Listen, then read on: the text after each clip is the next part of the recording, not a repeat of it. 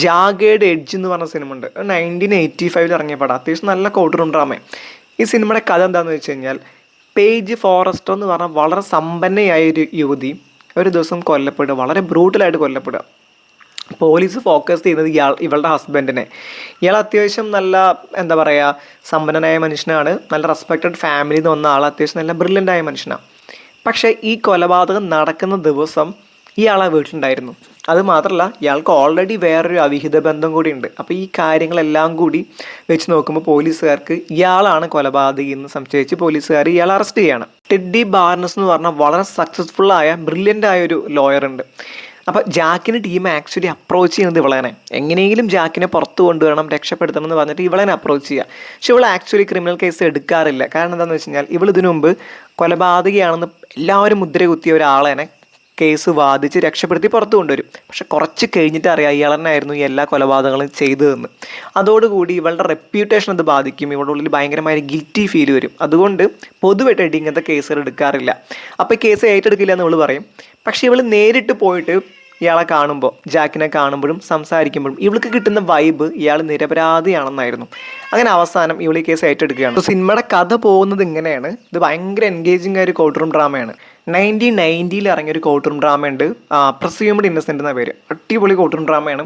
Harrison ഫോർഡാണ് ഈ സിനിമയിൽ മെയിൻ ക്യാരക്ടറിനെ, റസ്റ്റി എന്ന് പേരുള്ളൊരു പ്രോസിക്യൂട്ടറായിട്ടാണ് ഹാരിസൺ ഫോർഡ് സിനിമയിൽ അഭിനയിച്ചിരിക്കുന്നത്. റസ്റ്റി ആക്ച്വലി ഭയങ്കര ഇൻ്റലിജൻ്റ് ആയ സക്സസ്ഫുൾ ആയ ഒരു പ്രോസിക്യൂട്ടറാണ്. ഭാര്യ, ഒരു ചെറിയ കുട്ടി അടങ്ങുന്ന ഒരു ചെറിയ കുടുംബം. പക്ഷേ റസ്റ്റിക്ക് ആരും അറിയാത്തൊരു അവിഹിത ബന്ധം ഉണ്ടായിരുന്നു.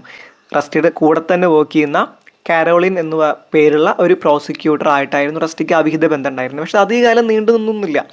അതൊരു ചെറിയ കാലം വരെ ഉണ്ടായിരുന്നു. അത് അവസാനിച്ചു. പക്ഷെ അത് അവസാനിച്ച് കഴിഞ്ഞിട്ടും അയാൾക്ക് അവളോടുള്ള ആ ഒരു ഒബ്സഷൻ, ഭയങ്കരമായൊരു ഫീലിങ്സ് ഉണ്ടായിരുന്നു. ഇതിനിടയ്ക്ക് കാരോളിൻ വളരെ ബ്രൂട്ടലായിട്ട് കൊല്ലപ്പെടുക. അവളുടെ അപ്പാർട്ട്മെൻറ്റിൽ വെച്ചിട്ട് തന്നെ അവൾ കൊല്ലപ്പെടുകയാണ്. ഈ കൊലപാതകം ആക്ച്വലി ആ സിറ്റിയെ തന്നെ നടുക്കിയൊരു കൊലപാതകമായിരുന്നു. അപ്പോൾ ഈ ഡിസ്ട്രിക്റ്റ് അറ്റോർണി ഈ കേസ് ഇൻവെസ്റ്റിഗേറ്റ് ചെയ്യാൻ റസ്റ്റിയെ ഏൽപ്പിക്കുകയാണ്. റസ്റ്റിക്ക് ഇത് ഏറ്റെടുക്കാൻ ഭയങ്കര ബുദ്ധിമുട്ടായിരുന്നു. എന്നെ കൊണ്ട് പറ്റില്ല എന്നൊക്കെ പറഞ്ഞ് ഒഴിഞ്ഞു മാറാൻ ശ്രമിച്ചു. പക്ഷേ ആളത് കേസ് ഏറ്റെടുക്കാൻ നിർബന്ധിതനാവുകയാണ്.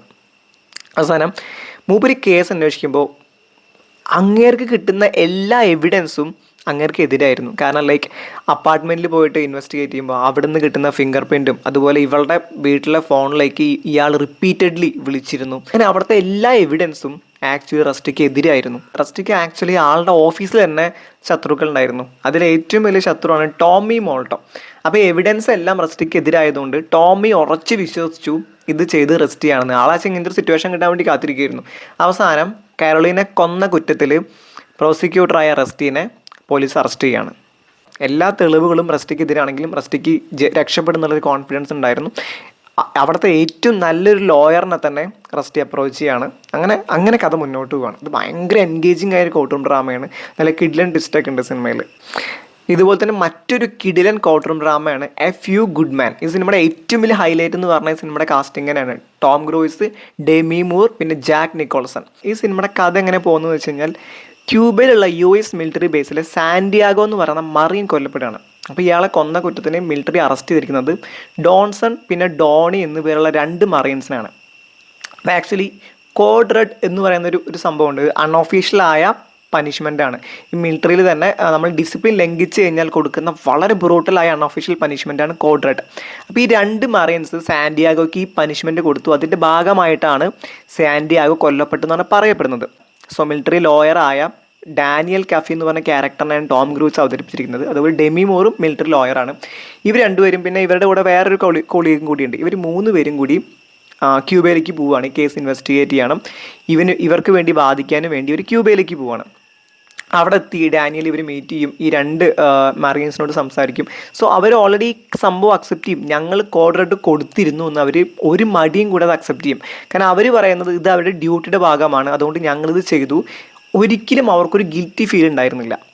ഈ കേസ് വെച്ചാൽ ഭയങ്കര കോംപ്ലിക്കേറ്റഡ് ആണ്. അപ്പോൾ ഡാനിയൽ കഫി എങ്ങനെ കേസ് തെളിയിക്കും, എങ്ങനെ അവർ പുറത്തിറക്കും എന്നൊക്കെ ആലോചിച്ച് നമ്മൾ ഭയങ്കരമായി ടെൻസ്ഡ് ആവും. ഭയങ്കര എൻഗേജിങ് ഒരു കോർട്ട് റൂം ഡ്രാമയാണ്. ഇപ്പം ഞാൻ ഈ പറഞ്ഞ 3 കോർട്ട് റൂം ഡ്രാമാസിൽ എനിക്ക് ഏറ്റവും ബെസ്റ്റ് എന്ന് തോന്നുന്നത് ഈ സിനിമയാണ്. നിങ്ങൾക്ക് താല്പര്യമുണ്ടെന്നുണ്ടെങ്കിൽ ഈ 3 കോർട്ട് റൂം ഡ്രാമകൾ നിങ്ങൾ കാണുക, നിങ്ങളുടെ അഭിപ്രായം ഷെയർ ചെയ്യാം. അപ്പോൾ ഓക്കെ, ബൈ ബൈ.